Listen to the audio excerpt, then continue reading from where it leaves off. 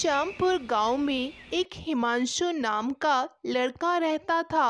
वो अपने माता पिता के साथ वहाँ रहता था और उसकी एक छोटी बहन भी थी जिसका नाम राधिका था। हिमांशु के पिता एक व्यापार थे। वो लोग बहुत ही ज़्यादा अमीर थे। इतना धन होने के बावजूद भी उसका लालच ख़त्म नहीं हो रहा था। वो दिन पर दिन नए नए हथकंडे अपनाता रहता था पैसे कमाने के लिए। एक दिन अरे कहाँ हो तुम?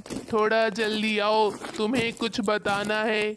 अरे अब आ भी जाओ भाई। अरे क्या हुआ? इतना क्यों हड़बड़ाए हुए हो? रुक जाओ, थोड़ा आ रही हूँ। क्या तुम्हें पता है, उस श्रापित खजाने को लेने के चक्कर में फिर से एक आदमी आज मारा गया है। अरे रे रे रे, सब लोगों को पता है उस घड़े के बारे में, फिर भी लोग न जाने क्यों उस घड़े को लेने की कोशिश करते रहते हैं। हाँ हाँ हाँ, कह तो तुम सही ही रही हो, लेकिन ना जाने कौन समझाए उन पागल लोगों को। माँ पिताजी, आप लोग किस घड़े के विषय में बात कर रहे हैं? किसी भी नहीं, हम लोग किसी भी घड़े के विषय में बात नहीं कर रहे हैं। हिमांशु, आज तुम काम पर नहीं जाओगे क्या बेटा? बस जा ही रहा था पिताजी। इतना कहकर हिमांशु अपने घर से ऑफिस के लिए निकल जाता है। इधर हिमांशु के दिमाग में बस श्रापित घड़े की ही बातें चल रही थी। वो चलते चलते बस यही सोच रहा था कि माँ और पिताजी उसे किस घड़े के बारे में बताने से हिचकिचा रहे थे। वो जा ही रहा था, तभी उसे रास्ते में दो लोग दिखाई देते हैं जो उस श्रापित घड़े के बारे में ही बात कर रहे थे। हिमांशु को देखते ही वो दोनों चुप हो जाते हैं। अरे भाई, आप लोग किस घड़ी के बारे में बात कर रहे हैं? मुझे भी बताइए ना। अरे जाओ जाओ यहाँ से, हमें कुछ नहीं बताना, अब जाओ। हिमांशु उन दोनों व्यक्तियों से जिद करने लगा, जिसे देख वो श्रापित घड़े के बारे में बताने के लिए राजी हो जाते हैं। अच्छा अच्छा, सुनो मैं बताता हूँ। बहुत सालों पहले इस गांव पर पड़ोसी राज्य के राजा ने हमला कर दिया था। हाँ, और राजा ने अपने धन को बचाने के लिए अपना सारा धन एक घड़े में भरकर पहाड़ी के पीछे बने कुएं में छुपा दिया था और उसे मंत्रों की मदद से श्रापित कर दिया था। और युद्ध के समय राजा मारे गए। पड़ोसी राज्य के राजा ने उस धन को खोजने की बहुत कोशिश की, लेकिन उसे वो धन मिला नहीं। लेकिन थोड़ी दिन बाद उसे उस खजाने के बारे में पता चल गया और वो खजाना लेने के लिए वहां गया। लेकिन जैसे ही उसने घड़े को छुआ तो वो मारा गया।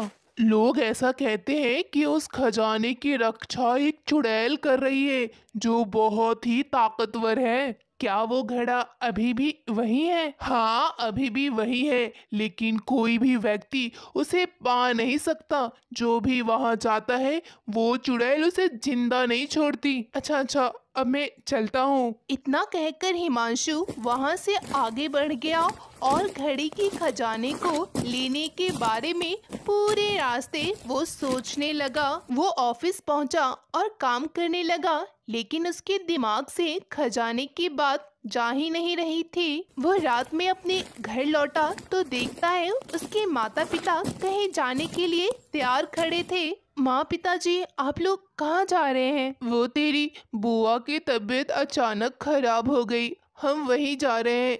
तू अपना और राधिका का ध्यान अच्छे से रखना बेटा। ठीक है माँ, आप लोग अच्छे से जाइए, मैं अपना और राधिका का ध्यान अच्छे से रख लूंगा। हिमांशु को इससे अच्छा मौका नहीं मिलता उस खजाने को लेने जाने के लिए।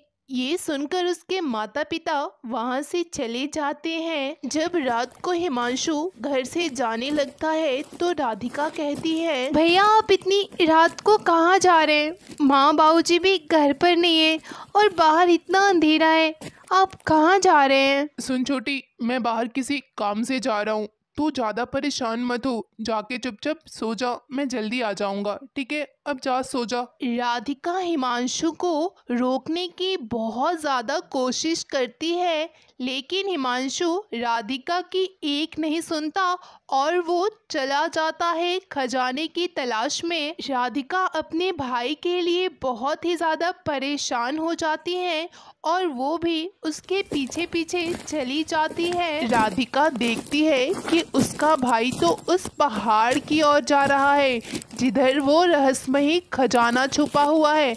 ये देखकर राधिका बहुत ज़्यादा डर जाती है क्योंकि उसे भी उस खजाने के बारे में पता था और उसके अंजाम के बारे में भी। ये देखकर वो इतना घबरा जाती है, अपने भाई को आवाज़ देने लगती है, लेकिन हिमांशु को राधिका की आवाज़ सुनाई नहीं देता है। फिर राधिका भी अपने भाई के पीछे पीछे चलने लगती है और उसे रोकने की बहुत ज़्यादा कोशिश करती है। वो अपने भाई से बहुत ज़्यादा प्यार करती थी, इसीलिए वो उसके पीछे पीछे इतनी रात को चली जाती है। जब उसका भाई वो कुएं के पास पहुंचता है तो वो पीछे देखता है कि उसकी छोटी बहन भी उसके पीछे पीछे आ रही है। राधिका, तू यहाँ क्या कर रही है? मैंने तुझे कहा था ना चुपचाप जाके सो जा, लेकिन तू मेरे पीछे पीछे यहाँ क्या कर रही है? भैया भैया, आप यहाँ पर क्या कर रहे हो?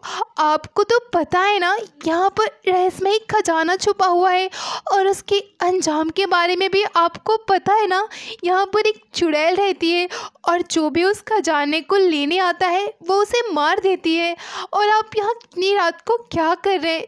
चलिए ना हम घर चलते हैं, मुझे तो बहुत ज़्यादा डर लग रहा है। भैया प्लीज़ घर चलते हैं। राधिका, मैं तुझे बोल रहा हूँ ना, तू यहाँ से चुपचाप चली जा।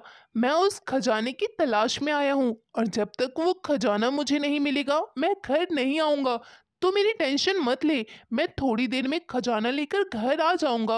अब तो चली जा यहाँ से। राधिका हिमांशु को समझाने की बहुत ज़्यादा कोशिश करती है, लेकिन वो उसकी एक नहीं सुनता है और वो खजाने के लिए कुएं के अंदर कूद जाता है। राधिका अपने भाई को ऐसे अकेले नहीं छोड़ सकती थी, इसलिए भी वो उसके पीछे पीछे जाती है और वो भी उस कुएं के अंदर चली जाती है।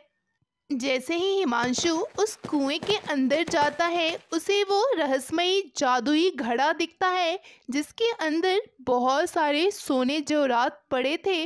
उसे देखकर हिमांशु बहुत ही ज़्यादा खुश हो जाता है। जैसे वो उस घड़े को छूने जाता है वहाँ एक तेज रोशनी प्रकट होती है जिसके अंदर से एक चुड़ैल निकल के बाहर आती है। ये देखकर हिमांशु बहुत ज़्यादा डर गया और उसने देखा उसके सामने एक चुड़ैल खड़ी है जो बहुत ही ज़्यादा भयंकर थी। उसकी आंखों में अंगारे बरस रहे थे। वो हिमांशु को घूरते हुए गुस्से में गुर्राई। दुष्ट व्यक्ति, तेरे पास किस चीज की कमी है जो तू यहाँ आया है?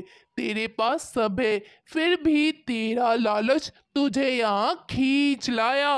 हिमांशु चुड़ैल की ये बात सुनकर डर जाता है और डरते डरते उस चुड़ैल से कहता है, मुझे मुझे माफ कर दो, मैं ऐसी गलती कभी नहीं करूँगा। आज के बाद मैं कभी यहाँ नहीं आऊँगा, मुझे माफ कर दो। लालच करने वालों के लिए मेरे पास कोई माफी नहीं है। तुझे इसकी सजा मिलेगी और इस गलती की बस एक ही सजा है और वो है मौत। तेरी मौत है आज। चुड़ैल की ये बात सुनकर राधिका बहुत डर जाती है और भागी भागी वहाँ आई और बोली, आप मेरे भाई को माफ़ कर दीजिए, आप उसकी जान मत लीजिए, आप उसे छोड़ दीजिए, चाहे तो उसके बदले में आप मेरी जान ले लीजिए। नहीं नहीं, आप इसे कुछ मत कीजिए। आपको जो सजा देनी है मुझे दीजिए। आप मुझे सजा दीजिए मेरी गलतियों का। मैंने लालच किया था, मेरी बहन को छोड़ दीजिए। राधिका, तुम पहली ऐसी लड़की हो जो यहाँ खजाना लेने के मकसद से नहीं बल्कि किसी को बचाने के मकसद से आई हो। इसलिए मैं तुम्हें तुम्हारे भाई को बचाने के लिए एक मौका देना चाहती हूँ। बताइए मुझे क्या करना होगा? तुम्हें मुझे इस बंधन से मुक्त कराना होगा और तुम ही इस काम को कर सकती हो। लेकिन मैं ये सब कैसे करूँगी? तुम्हें मेरे सवाल का जवाब देना होगा जिसके सही उत्तर के लिए तुम्हारे पास बस एक ही मौका होगा। तो तुम अपना जवाब सोच समझ कर देना। वो क्या है? जो इंसान एक बार देखता है लेकिन उसे देखने की तमन्ना वो बार बार रखता है। याद रखना, तुम्हारे पास बस एक ही मौका है, तो थोड़ा सोच समझ कर अपना जवाब देना। सपना, सपना है वो जो इंसान एक बार देखता है लेकिन वो बार बार सपना देखने की तमन्ना करता है, जिससे उसे कोई नहीं रोक सकता। एकदम सही जवाब दिया है तुमने।